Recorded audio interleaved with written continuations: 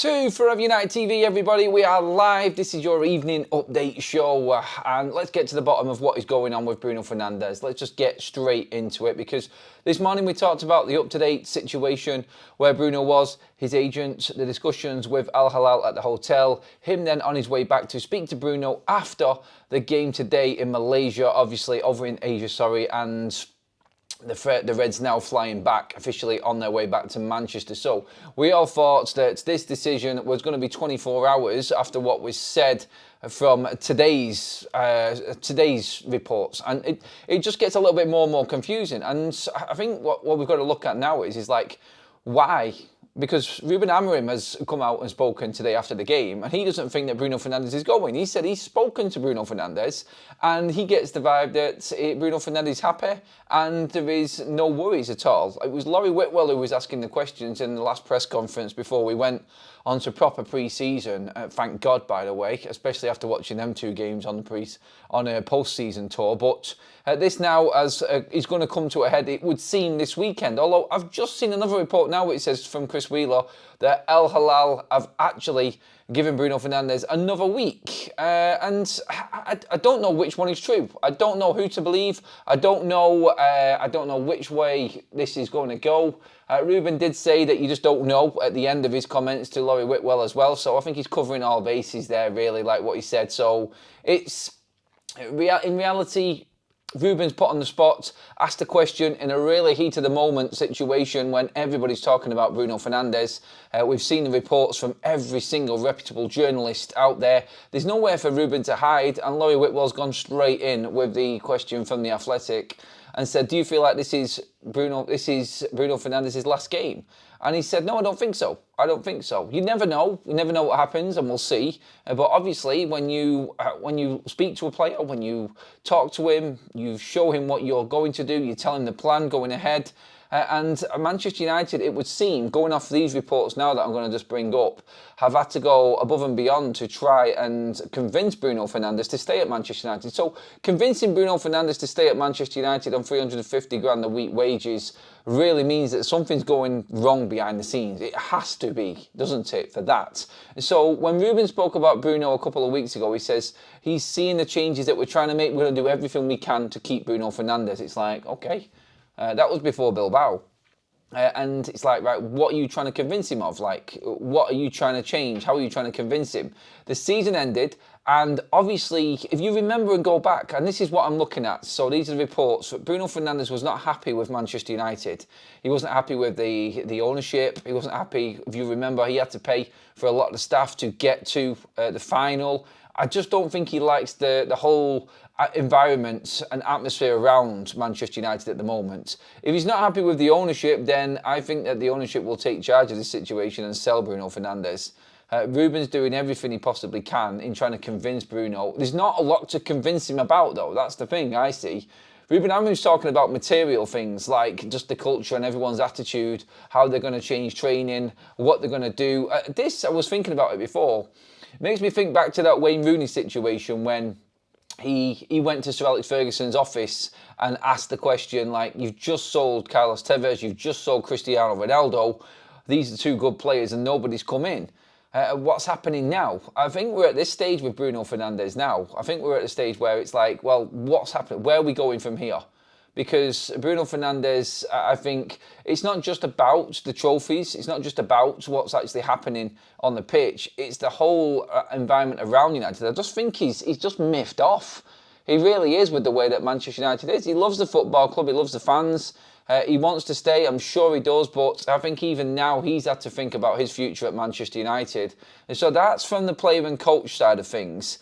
Everything else, though, when you look at every single report from every single journalist, just to go through a few of these now and just what's actually happening, and this is where we're actually at from today. So Ruben says he thinks from speaking to Bruno Fernandes he's going to stay, but he's unsure. Not 100%, that is from Ruben Amorim anyway. This is what came out from Fabrizio Romano earlier on. A clear message from Ruben Amorim is that Bruno Fernandes has to stay. In the next hours, his agent will be back from Saudi, and there will be a conversation to decide. This all from Fabrizio Romano. Ruben Amorim on Bruno Fernandes. Again, I talked to him, and when you talk to someone, you feel if he wants to stay. So he's going off his gut feeling more than anything. He's going off speaking to him personally, and you can gauge a lot from that. Ruben's right. You can gauge a lot from what a player says to you face to face. You can pick up on mannerisms. You can pick up on the way that he answers questions, his whole demeanour, and I think he's covering a little bit of it up. I really do. I think he is covering a bit up, Ruben. He's trying to make it sound better than what it is, because he wants him to stay, because he feels like in his time and what he's got at Manchester United, he needs a player like Bruno Fernandes, because he is going to keep his standards. He is going to give him let's just say, he's going to give him that understanding going onto the pitch, and he's going to be his voice, he's going to be his leader on the pitch for him. I think he gets what Ruben wants, and there are a few people that do get what Ruben wants on that pitch, and that's why we've had the disaster of the season. So that's where we're at from the Ruben side of things. Fabrizio Romano there saying, obviously, that the agent is coming back from Saudi. Obviously, Bruno is travelling back himself, so you'd expect some form of meeting to happen, possibly over the Saturday/Sunday, over this weekend, with Bruno and his agent. So the word from Ben Jacobs on Bruno Fernandes now on this and his side of things, and I've always listened to what Ben Jacobs has said simply because of his Saudi connections and him being all over and being the main correspondent for most actual broadcasters for the Saudi Pro League. And he said that Al-Hilal have met every single demand of Bruno Fernandes's, and he is on board with the project. He wants to take the project on. So somebody else saying that Bruno Fernandes has already agreed to this. Not already agreed, but you see where I'm going with it. Like, pretty much saying that Bruno is well on board with this, with the Al-Hilal project, and wants to move. His agent has travelled far to Saudi to meet with representatives, like we said this morning. In that meeting, Ben Jacobs has said that every single demand that Bruno put across was met, and that's why it's productive. They feel like they can get Bruno Fernandes in the next day. He has been given a day. I don't know if Chris Wheeler's statement on him being given another week is right, whether it's old. I mean, it could have been a quote that was brought up from last week when we knew that it was a week waiting for Bruno Fernandes to respond. And this is where we're at now, right at the end of that week. I do feel like this weekend is going to come to a head with everything and what's happening, because Al-Hilal need to obviously register players. They need to get this done. Rob Dawson has come out with a piece saying that they want to get him done in the next 2 weeks, as in signed and over the line, so they can register him for the Club World Cup, which would be a big statement for Al-Hilal and what they want. But Bruno Fernandes completely on board. And the biggest thing from Ben Jacobs was that they're willing to pay anything. They're willing to pay Manchester United whatever it takes to get Bruno Fernandes done. This is a major, major signing for them, and they have given their full commitment to this transfer, and they're willing to give Manchester United whatever it is they want. So Laurie Whitwell has said, and The Athletic have said 80 million. Chris Wheeler has said 100 million. I think The Telegraph has said between 80 and 100 million. Yeah, don't sit on the fence, my God. Serious splinters right there. But Ben Jacobs has said this could be more. This could be more. Now, even at 80 million, this is a fee that you cannot turn down. So Laurie Whitwell then went back to Ruben Amorim off of all of this that was going on while the game was going. So everything I've just said, Ben Jacobs, Romano, Rob Dawson, that was all going on and all happened while the game was going on today. So then Laurie Whitwell, after asking the question about Bruno Fernandes' last game to Ruben Amorim, also asked the question regarding can you understand the club's angle on this with the money involved and Al-Hilal's offer and them struggling to really turn that type of money down? And he said, we can turn that money down. We can make money elsewhere at Manchester United. We can sell players. Well, he didn't say we can sell players, but I'm guessing that's surely what he means, because I'm thinking a 5-day tour to Malaysia that gets you 8 million isn't going to come every week. And we've seen how much of a disaster this was. That's still not enough money for Manchester United. Ruben Amorim is convinced that they can make money elsewhere. It can only be through selling other players. And let's be honest, right now, in terms of what we've got on the table, you've probably got a potential move in Jadon Sancho, and obviously Alvaro Fernandes is going to Real Madrid, so United's compensation will come back there. We've discussed that. Garnacho will probably start moving ever closer. I've got an update on Anthony again coming up soon as well from him. But that's what That's what Ruben thinks. And this is the last we're going to hear from Ruben now. There's no more. We're done. And so everything now we're going to have to rely on is coming through the media, is coming through these reports like we have been listening to and talking about over the last few weeks around Bruno Fernandes. And I go back to it every single time, and my stance on this every single time. What is going on at Manchester United for Bruno Fernandes to feel like he even has to discuss or consider this deal from Al Hilal? I don't think Bruno Fernandes wants to move there. I think it's got that desperate that Bruno Fernandes is actually considering this move.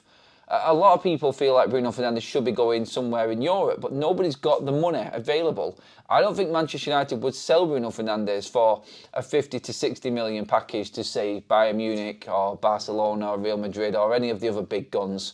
Even if they wanted him, I don't think United would do that deal. It's because of the money involved here. And Bruno Fernandes, I just think ultimately he's fed up. Whether or not he's just using this as leverage for Manchester United to act and really do something, I think it's too early for that to happen. It's too early in the transfer window to not have any impact.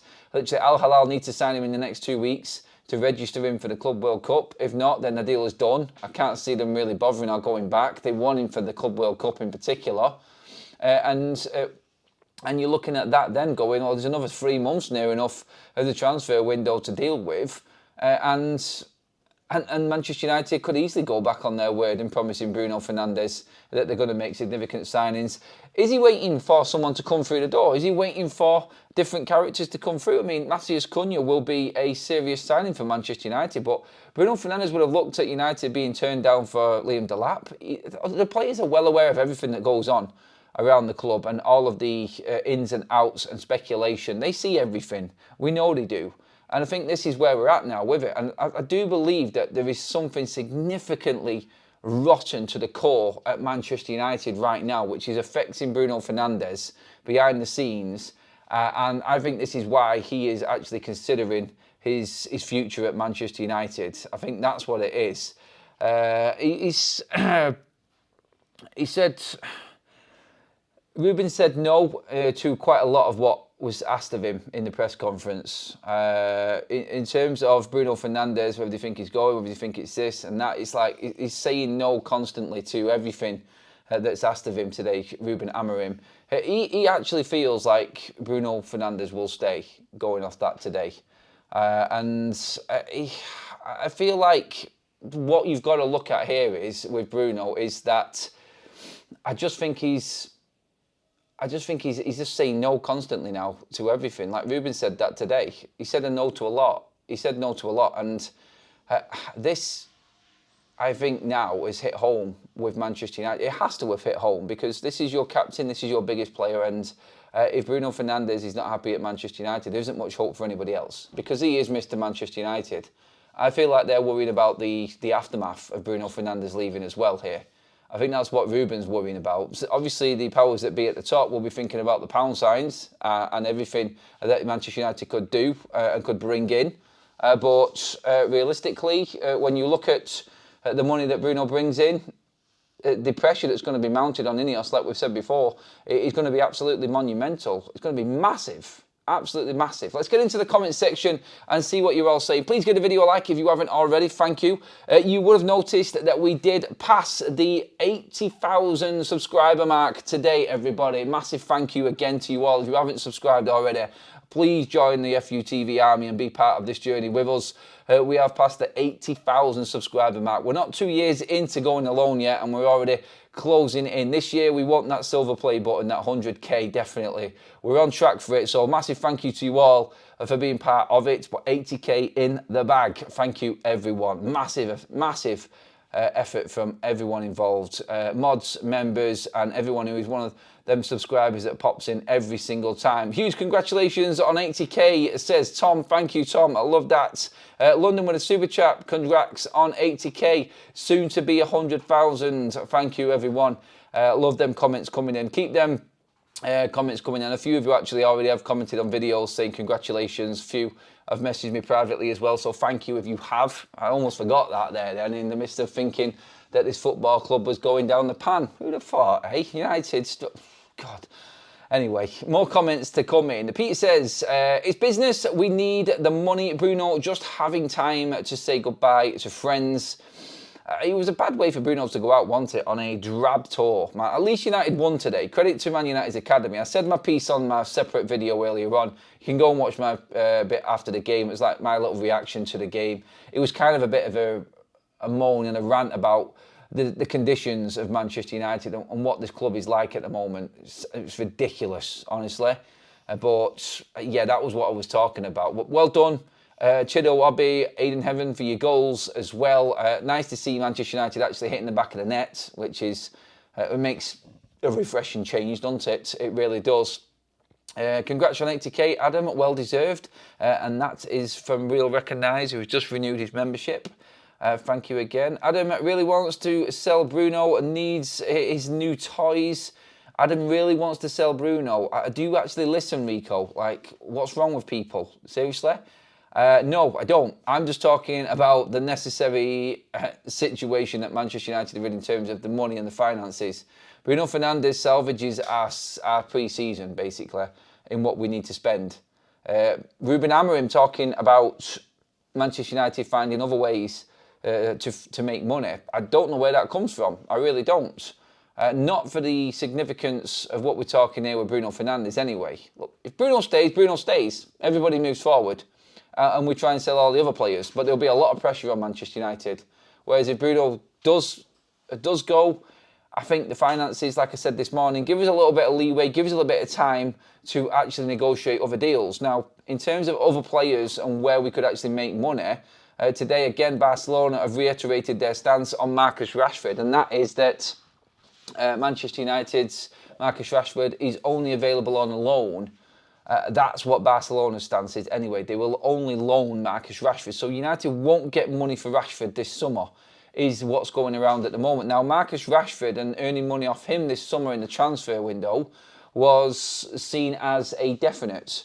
And pretty much was calculated into most people's minds in terms of what we were actually going to get this summer in incomings. And if that's off, then that's a big chunk. So everyone was calculating 40 million in. If Rashford's money isn't coming in, then we're struggling. We're struggling to find money elsewhere. That means we've got to definitely sell Garnacho, which I think we will do. But then again, you're looking at what Manchester United have got available. I can see where we can make some sales and raise money of certain players, but Rashford off, you're definitely getting in your Alvaro and your Sancho money by the looks of it at the moment, so that's a bonus. Then Garnacho goes, there's pretty much 100 million there on top of what we've already got. Is that enough?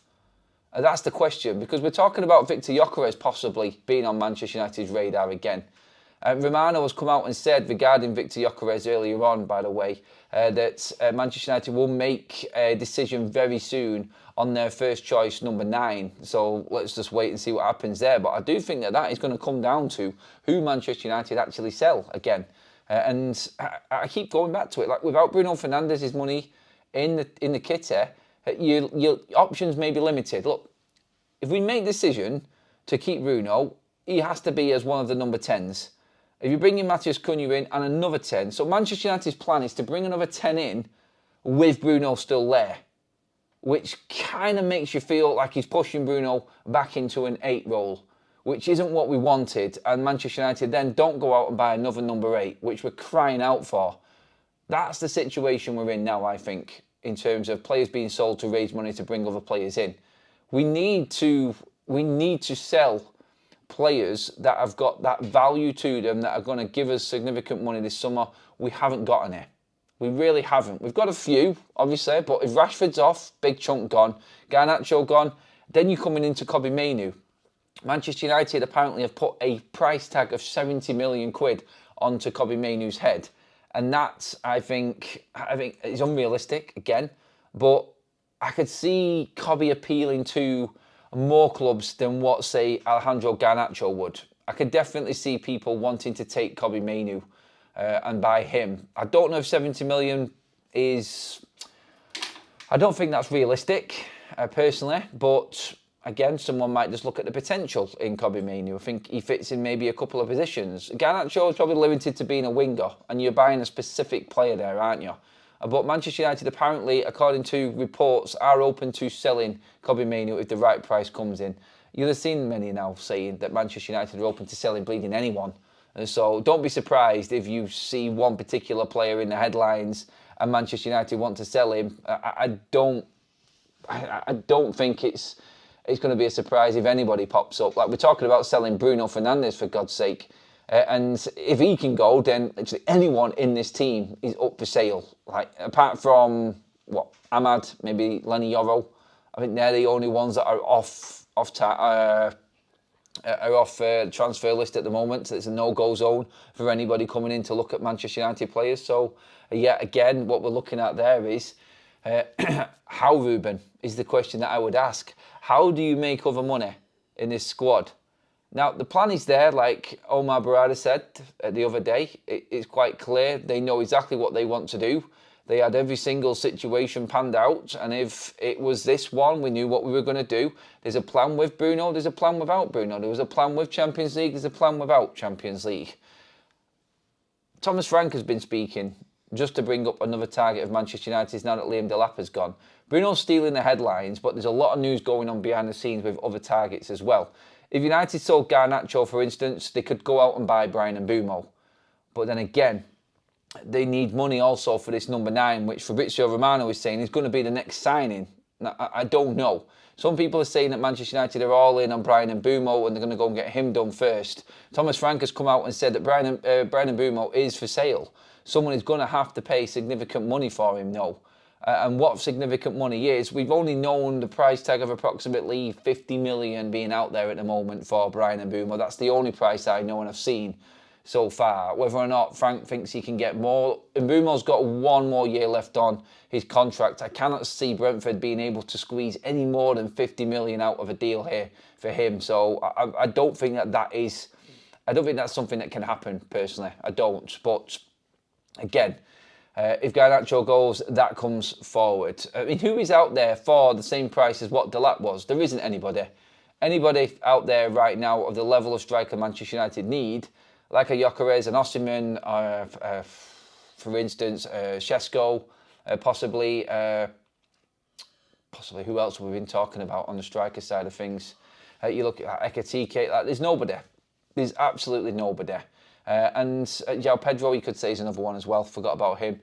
But it depends what Manchester United had available, money-wise. Money-wise, we was always said we had the money for Cunha and Liam Delap.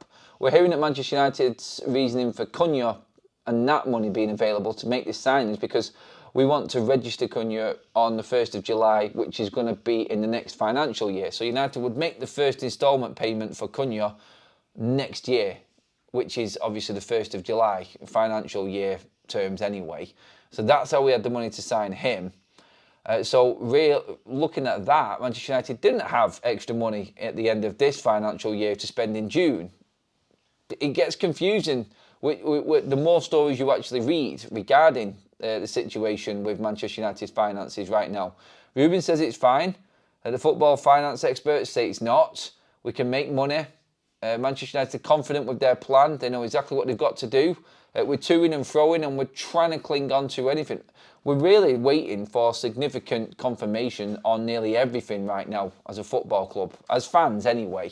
I'm going to get through a few of the comments now. I didn't get through as many this morning, so I'm going to try and get through quite a big chunk of these. So anything that you want to talk about, any conversation at all regarding any player, if it's Bruno Fernandes, let me know. I have got a poll running right now as well, which we've had over 1,000 votes on. Thank you again, everybody. Will we sell Bruno Fernandes? Will he stay, basically, is the question I'm asking. And no is 66% of you at the moment don't think that Bruno Fernandes will stay.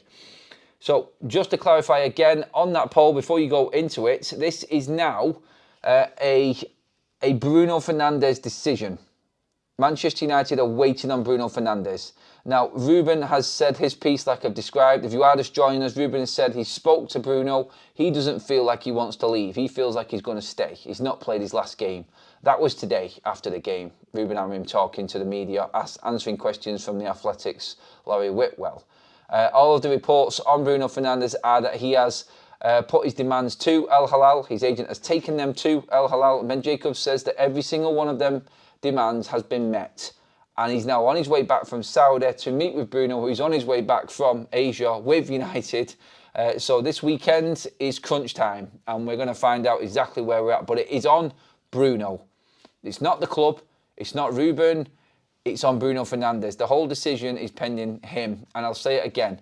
He would have already knocked this back if he wasn't giving serious consideration to this. For the Athletic to come out and say today that Bruno Fernandes is giving serious consideration to moving kind of makes me feel like Ruben Amorim was just saying what he thought was necessary in just trying to take the sting out of the situation, because it was awkward for Ruben Amorim in that press conference today. So that's where we're at with it. So you make your mind up in the poll from that and tell me.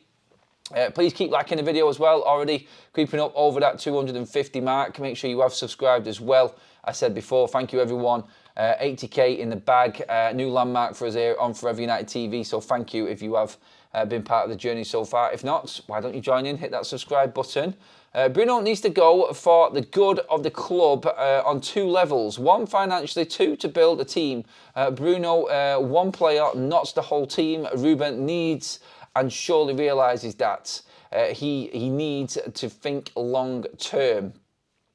He'd be at 8 for a season with a new attack. He scored 20 goals from 8. We need goals 20 plus. Cunha and Bruno, Osimhen, Turan. That's the logic. Kone needs a year of development. Swap HILAL for Osimhen.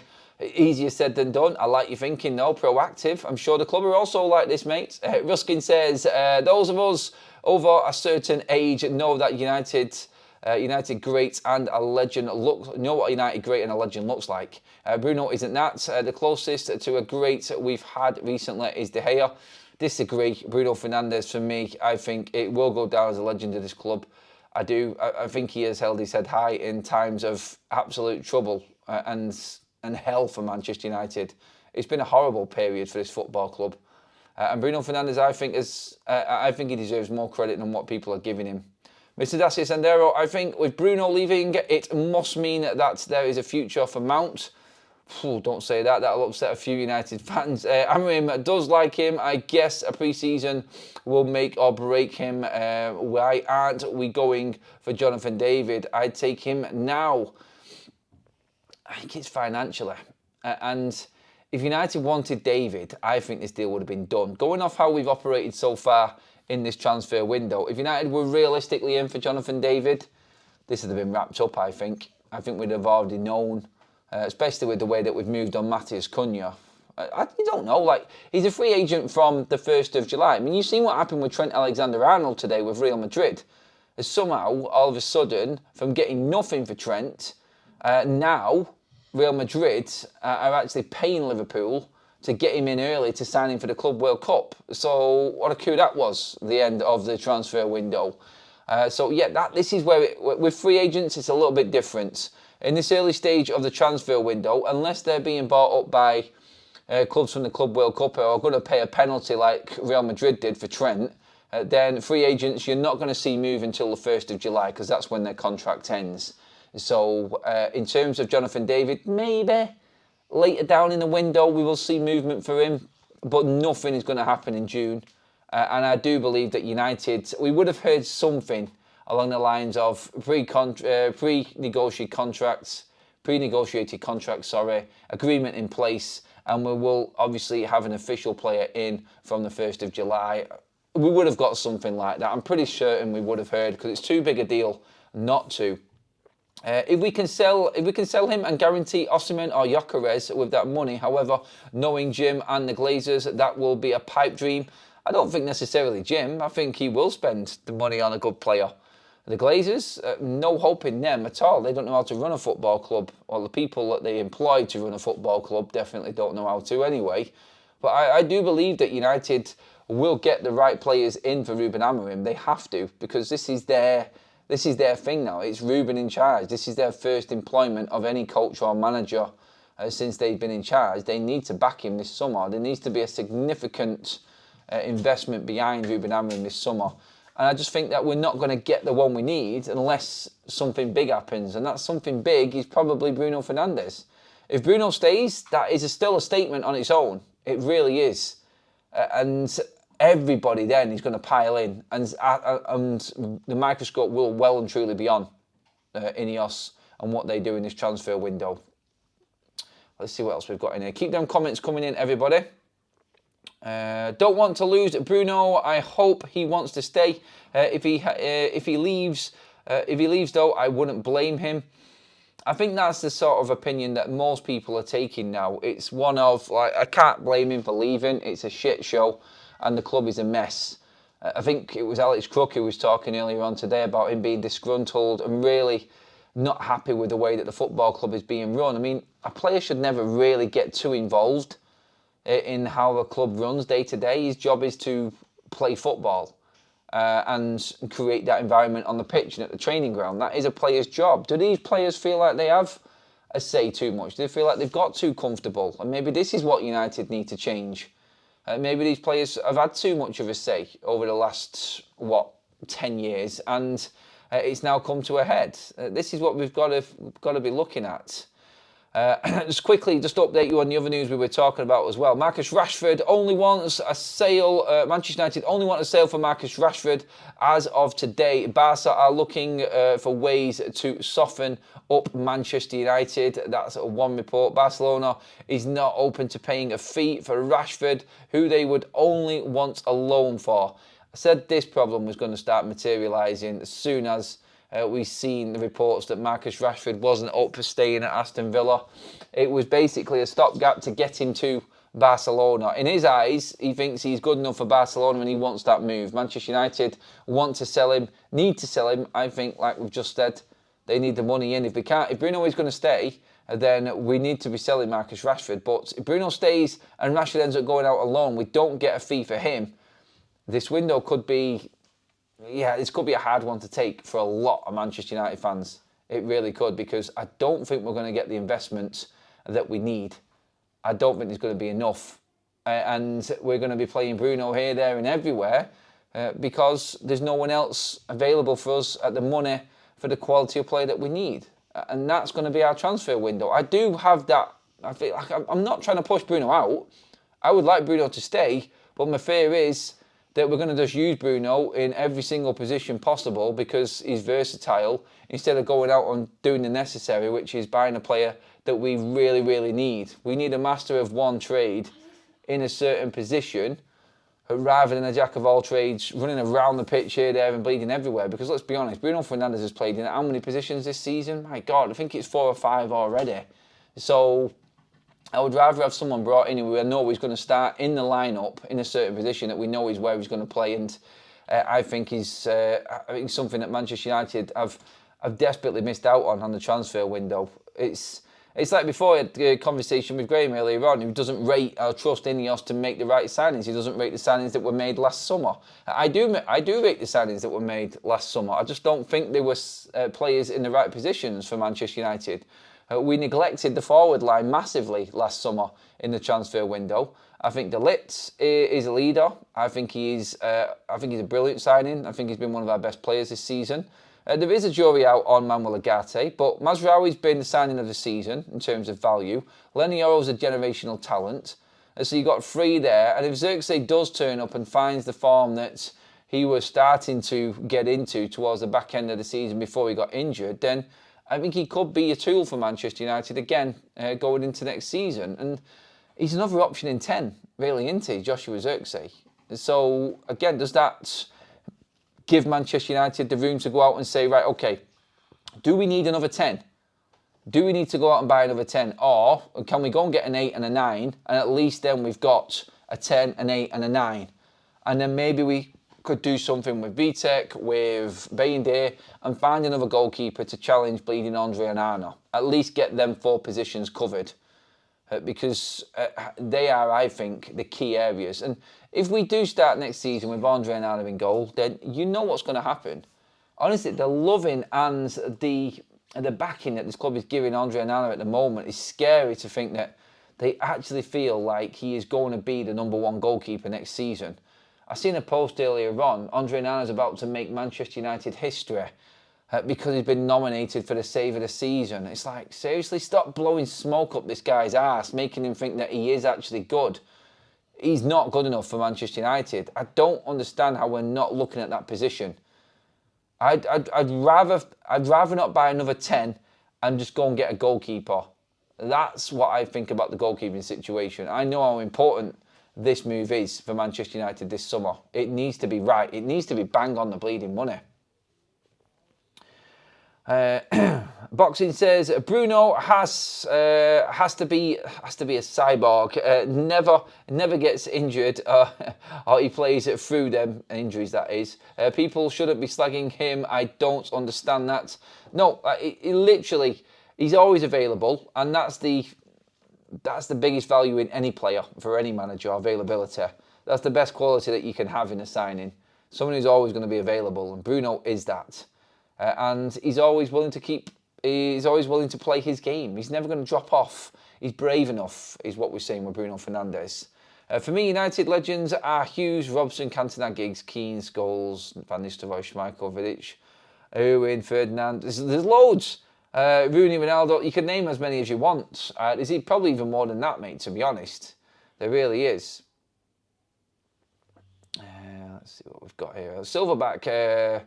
Adam, don't please, if he's in the next season, write the season off, as in Onana. He's done. We cannot go into next season with him. That would be the biggest. I think a lot of Manchester United fans are expecting these massive changes that Ruben Amorim has been talking about. And Bruno will be a massive change. But if you go into next season, Bruno Fernandes is still there. Andre Onana's still in goal for Manchester United. There'll be fans out there they'll be sharpening the knives. The swords will be out for Manchester United's hierarchy. That's not enough. Significant changes at Manchester United, I think, are making sure that Marcus Rashford is gone, Anthony, Sancho, Malacia, all of the loan players are gone. Andre Onana is not in the side. Selling Garnacho. Selling Kobe Mainoo if necessary, if he's not going to sign his contract. I think that's a statement. You could argue easily Bruno Fernandes is in there as well as a big statement, because we need to make big change. And if we're looking to raise finances, he's the most valuable player in our squad. But either way, if you keep Bruno, then selling Garnacho, selling Kobe Mainoo. Onana's not Man United's number one. Manchester United making decisions on players like that, selling Rasmus Højlund or moving Rasmus Højlund on. This is significant. And I just fear that we haven't got the money in play to bring in the players necessary. So I don't want United to go out and just spend it for the sake of spending it, just to bring a player in. I think I'd rather see Manchester United's academy players given a chance. I'd have to accept that Manchester United are where we are in the league, and we cannot challenge for the top 6 next season. Like, Cunha will change Manchester United. It will be. I think that will be a fantastic signing for Manchester United, and still bowled over by the fact that we've managed to get Matheus Cunha in. That, I think, is going to be one of the signings of the summer again for Manchester United. If Bruno's there and Cunha's there, maybe the mentality does start to change. Maybe that does start to pave the way for a new era at Manchester United. It will come down to the number 9, though. Say, for instance, Bruno stayed, Matheus Cunha's there, and they went out and brought a proper number 9. Whether it was a Victor Osimhen, for instance, like we've said with the Rasmus Højlund situation, because we've moved Garnacho on, we've moved a couple of players on, and we've raised the funds to bring in someone like Osimhen. I think Manchester United would definitely be a different side and challenging for the top 6 if that was the case. But Fabrizio Romano has actually said that Manchester United would definitely be in for Victor Gyökeres if Bruno Fernandes is sold. So again, while everybody's on planes and flying back, we're not going to hear anything. And the morning update might give us a little bit more. Obviously, I'll be back at 8 o'clock in the morning again, everyone, so make sure you're on that one. But while everyone's flying back to and forth and the pre-season officially gets into full swing transfer-wise, then I think Manchester United are really just... should we be convincing Bruno Fernandes to stay, I think is the question. Should we? Or if he's already looking elsewhere, do we just let him go? He's obviously not keen on what's happening at United. How far do we go is the question I'm asking to keep Bruno Fernandes. Erik ten Hag, by the way, is definitely in for Antony. He wants to sign him for a third time. Good on you, Eric. Keep going, my friend. Bayer Leverkusen have got plenty of money, and United should be able to get full value for Antony. And that's another deal, like I just said then, that is a significant one that needs to happen this summer. 100%. Antony needs to be out of the door because that, I think, just frees up the room wage package wise anyway, because Antony's wages off the book would be substantial for Manchester United. So I think that is another transfer that Manchester United need to push down hard on and get over the line. Let's get a few more comments in on everything going on. It does feel like an end has come today. It feels like that last game's gone. At least we won. The academy shone, thankfully, better than Man United's first team. It's crazy. I made a point in that game, like, Chido Obi, by the way, 2 goals, well played, great goals, fantastic striker finishes. He just knows where to be and acts like a striker, whereas Rasmus doesn't. And I said in that piece, in that video earlier on Chido, I said, look, people will say, like, Ruben will say he's naive. He's 17, for God's sake. He's not ready. He needs to develop more. There's parts of his game he needs to understand. He needs to understand the system, blah, blah, blah, things like this. And he's still better than the so-called finished article in Rasmus Højlund. What does that tell you? A 17-year-old who's not ready is better than Manchester United's number 9 striker. That is the height of embarrassment for Manchester United. That is an area of the pitch that needs to be absolutely sorted and prioritised, I feel, still. 9, keeper, and try and sell what you can to maybe bring in an 8. Don't go all out for another 10 when you need an 8 and a goalkeeper, is what I'm saying. I'm not on this double 10 thing right now. If we can, then great. But that obviously comes after we bring in the keeper, the 8 and the 9. Surely that's where Manchester United's priority list needs to be. It cannot be in going all out for another 10, surely, because we've got an abundance of them. I just don't get that one. But yeah, get into the comment section, please, everybody. Story. Now we lose Bruno. Another wrong direction. De Gea wrong. Aaron Wan-Bissaka wrong. McTominay wrong. Bruno wrong. We will see, won't we? Only time will tell with these decisions with Manchester United. I said this before, like everything that's this new management team, this new structure is putting in place, it needs 2 to 3 years just to come to full fruition. Like some of the young players that are coming in. Let's not forget we've got Diego Leon coming in as well. So that's another player added to the roster going into the new season. I feel like United's new management team need to be judged in a couple more years' time when everything's settled in, and then you know a proper football structure is working in harmony with the coaches and everything else at the football club. We cannot judge it straight away, and I think that's where I will balance my critique and my judgment on Ineos and this new management team that's in play. Because I believe that Wilcox knows what he's doing, so does Christopher Vivell. They've got form for it. Omar Barada is one of the best in terms of working in his position as well. Very experienced football people that we've not had before. So let's see what they can conjure up, I think is what I'm saying. Get Menu fit and the midfield will be okay. We might depend on Xerxes too. However, if Garnacho is sold, I don't think so, mate. We don't really need to depend on Xerxes. He's an option for us. Let's not forget we've got Ahmad, we've got Mounts, we've got Bruno, we've got Cunha. Menu, I don't think will fit in midfield. Menu is going to be another topic that comes up this summer. Guarantee it. There's a reason that contract has not been signed yet. I did a video on him the other day. I don't think all is well behind the scenes with Kobbie Mainoo. I don't. And this, again, I think is what Ruben's alluding to in terms of Bruno Fernandes. They're trying to change the way that Manchester United look. They're trying to make things better at Manchester United to convince Bruno Fernandes to stay. Whether that's right or wrong, it doesn't really matter. There is a definite effort from Manchester United to change the way that this football club runs.